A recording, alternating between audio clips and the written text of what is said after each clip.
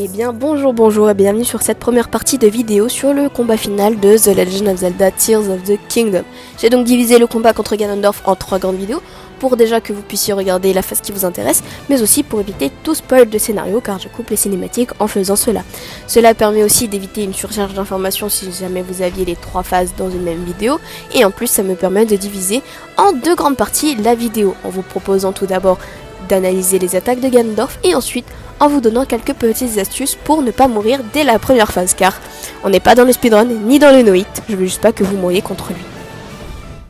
Je vais donc passer aux explications des armes et des attaques de Ganondorf. Pour ce qui est de ces armes, si vous avez déjà affronté les fantômes de Ganon au château d'Hyrule, c'est exactement les mêmes. C'est aussi exactement les mêmes attaques, sauf que là, Ganondorf, pour moi, c'est un peu le miroir de joueur. Et c'est-à-dire que il y a beaucoup d'attaques qui vont ressembler à celles que Link peut faire, lui, en jeu. Donc vous avez donc un katana, une lance et une massue. Je vais vous parler un petit peu des 3 attaques de ces armes, dont l'une qui est un peu l'attaque spéciale et qui fait à coup sûr des dégâts de miasme. Pour le katana, vous avez donc l'attaque basique où Ganondorf va juste venir vers vous en marchant pour vous taper. Voilà, ça c'est visible à 10 km, c'est l'attaque basique, tout le temps là, voilà. L'attaque qui est un peu au-dessus, c'est Ganondorf qui va vous foncer dessus pour venir vous taper aussi encore une fois. Bon alors là, ça change pas trop non plus. Il est assez lent, on va y venir à 10 km, faut juste bien attendre, esquiver cette attaque-là, parce que sinon, votre bouclier prendra tous les dégâts. Et enfin, l'attaque spéciale du katana, c'est la même chose que votre attaque chargée, sauf que là, Ganondorf va faire un nuage de miasme au sol. Voilà. Et puis en plus, il fait un petit effet sur son arme avant de la faire, donc vous avez le temps de vous reculer. Faites attention, néanmoins, si jamais vous allez dans le nuage de miasme, vous allez avoir 3 cœurs brisés, si jamais c'est le cas. Ou 3 ou 2, je sais plus. Pour ce qui est de la lance, alors là, Ganondorf, les 2 premières attaques que je vais énumérer, elles ressemblent beaucoup à vos attaques que vous pouvez avoir en ayant une lance dans votre main. Donc le premier, c'est juste une touche avec sa lance. Et la deuxième, elle ressemble beaucoup à votre attaque chargée, en faisant une succession de coups de lance. Et enfin, sa dernière attaque à Ganondorf, il va prendre sa lance contre lui, et il va vous charger 2 à 3 fois en faisant une sorte de nuage de miasme, de traînée de miasme derrière lui. Ce qui fait que si jamais vous êtes en train de le cibler, que vous passez derrière lui, vous prendrez aussi des dégâts de miasme. Ça, c'est visible aussi à 10 km. Faut juste penser à prendre son temps, regarder quelle attaque il va faire, et décider après de ce que vous allez faire. Pour la massue, là, c'est pas vraiment des attaques que vous faites de votre côté, à part la première où c'est juste un coup de gourdin de votre tête. La deuxième, c'est une attaque où Ganondorf il va sauter pour retomber avec sa massue sur le sol. Bon, qui ressemble un peu à la vôtre si jamais vous sautez et que vous faites une attaque au sol. Et la dernière, Ganondorf il va planter son gourdin dans le sol et il va faire un énorme nuage de miasme au sol en explosant un peu le sol aussi en même temps et en vous projetant en arrière et en même temps en vous faisant des dégâts de miasme bien évidemment. Ça c'est une attaque qui est très lente, que vous pouvez voir aussi de très loin et vous aurez donc le temps de vous écarter en courant. Alors my bad, j'ai oublié une des attaques de la massue. Ganondorf avec cette attaque là il va balancer sa massue devant lui et projeter des sortes d'ailerons, un peu de requins de miasme au sol qui vont venir vers vous un peu comme des scies circulaires que vous devrez esquiver. Alors c'est une attaque que j'avais pas du tout vue parce que je l'ai pas du tout expérimenté en combat, mais voilà, le reste tout est vrai. Excusez-moi encore pour cette interruption. Donc là c'était un petit peu pour les attaques de Ganondorf, mais de son côté, vous savez, vous, lorsque vous esquivez de justesse l'attaque d'un mob, et vous avez la possibilité de faire une esquive optimale, c'est-à-dire d'être dans une sorte de transcendance et de pouvoir riposter très très rapidement en allant taper l'ennemi qui est en face de vous 7 fois de suite. Et là, vous pouvez bien évidemment le faire contre Ganondorf, mais Ganondorf peut aussi le faire de son côté. Alors lui, il va pas riposter, mais il va esquiver. Ce qui fait que si jamais vous allez venir vers lui avec une attaque qui est quand même assez prévisible, genre vous venez juste vers lui, vous venez le taper, il va esquiver. Et il va dire c'est trop prévisible. Donc vous allez devoir, de votre côté, faire en sorte d'esquiver à peu près toutes ces attaques. Pour les personnes qui ont déjà joué à Breath of the Wild avant Tears of the Kingdom, ou si jamais vous avez un bon compteur d'heures à Tears of the Kingdom, vous n'aurez pas de soucis. Mais je peux comprendre que pour certaines personnes qui ont débuté avec ce jeu, la série des The Legend of Zelda sur Switch, ça peut être un peu plus compliqué. Là, il faut juste s'entraîner, avoir un bon réflexe au niveau des touches, et vous n'aurez pas de soucis, vous n'aurez pas de problème à esquiver les attaques de Ganondorf de façon optimale. Bien évidemment, c'est pas grave si vous en faites pas, ça mettra juste un petit peu plus de temps à toucher Ganondorf. Voilà. Donc Ganondorf il peut aussi esquiver les attaques, il peut aussi faire des sortes de roulades dans l'air de loin, au loin, juste pour s'éloigner et pour vous foncer dessus en faisant une attaque juste après. Pour ses armes, il n'est pas obligé de toutes les utiliser si jamais vous êtes plus ou moins rapide dans le combat. Parfois, il peut alterner très rapidement ses armes si jamais il voit que vous êtes trop puissant pour cette arme qu'il a en main.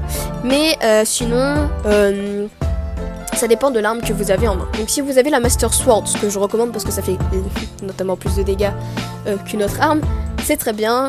Vous allez lui mettre un quart de sa vie si jamais vous faites à chaque fois une esquive optimale. Bien évidemment, vous pouvez amalgamer la Master Sword avec par exemple un matériau de Lynel qui est un des plus puissants, je trouve, matériaux du jeu. Et là, ça vous montrera considérablement votre attaque, même si vous ne l'avez pas noté sur votre Master Sword.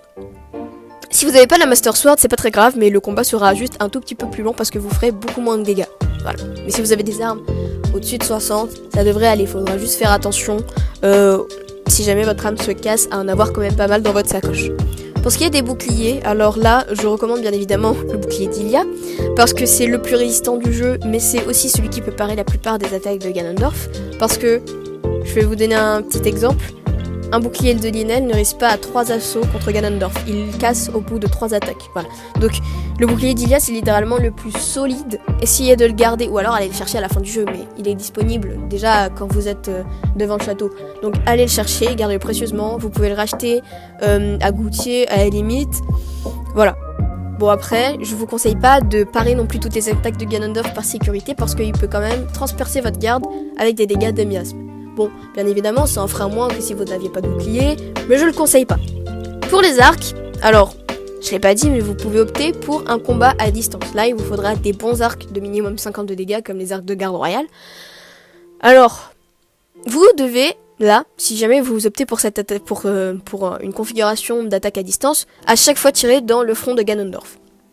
Parce que déjà, ça va le stunt beaucoup, ça va annuler ses attaques spéciales, et ça va lui faire des dégâts critiques. Voilà. Bon, après, ce sera aussi toujours un peu plus long que si vous aviez la Master Sword. Mais ça marche aussi. Tous les moyens sont bons pour battre Ganondorf ici.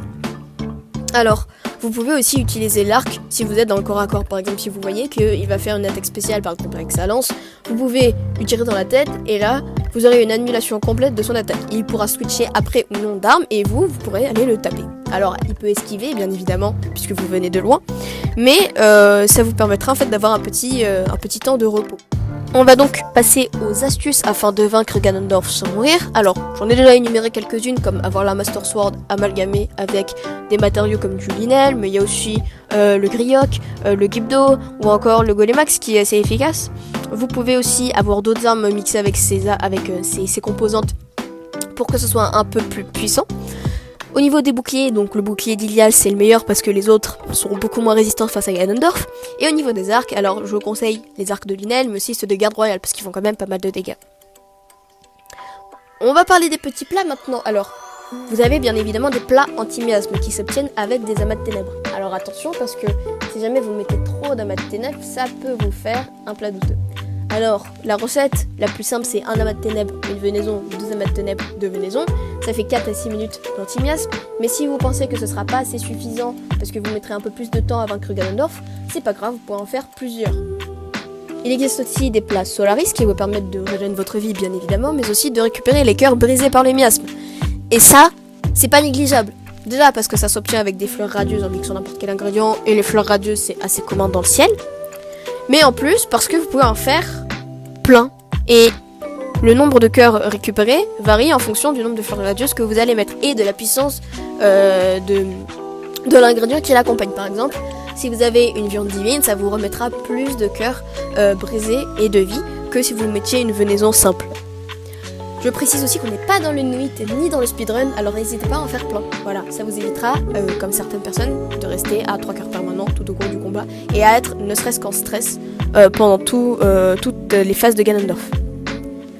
Vous êtes aussi autorisé, hein, c'est pas négligeable de faire des plats max, des plats enduro, tout ce que vous voulez pour régénérer votre vie, même des plats protego ou des plats qui permettent d'augmenter votre attaque. Hein.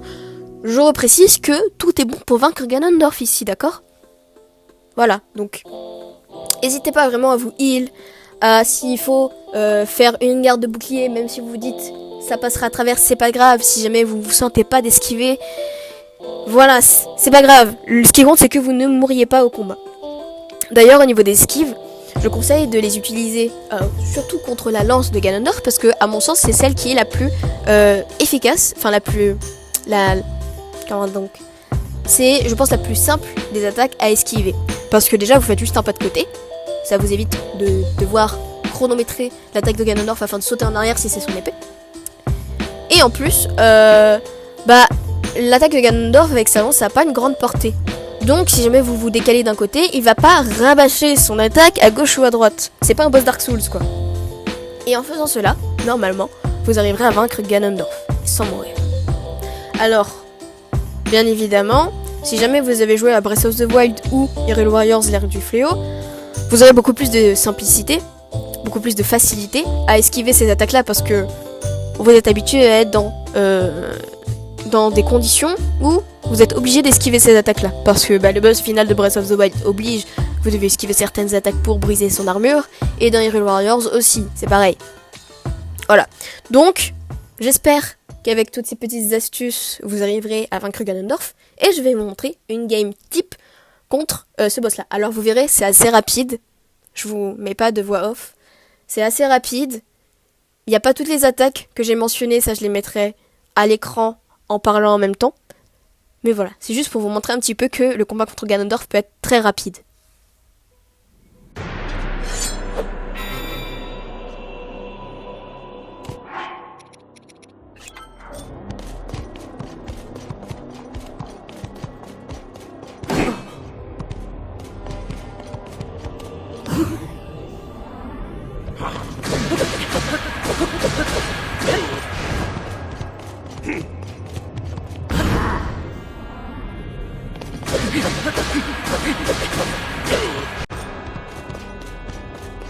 Faites une prière.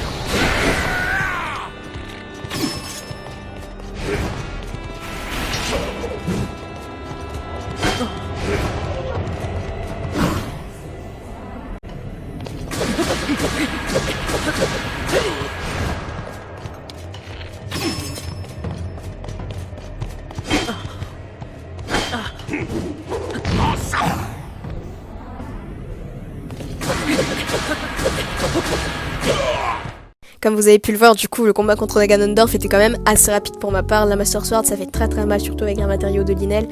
L'arc, ça stun pas mal. Le bouclier d'Ilia, il est très très très efficace. L'armure de chevalier, elle tank pas mal.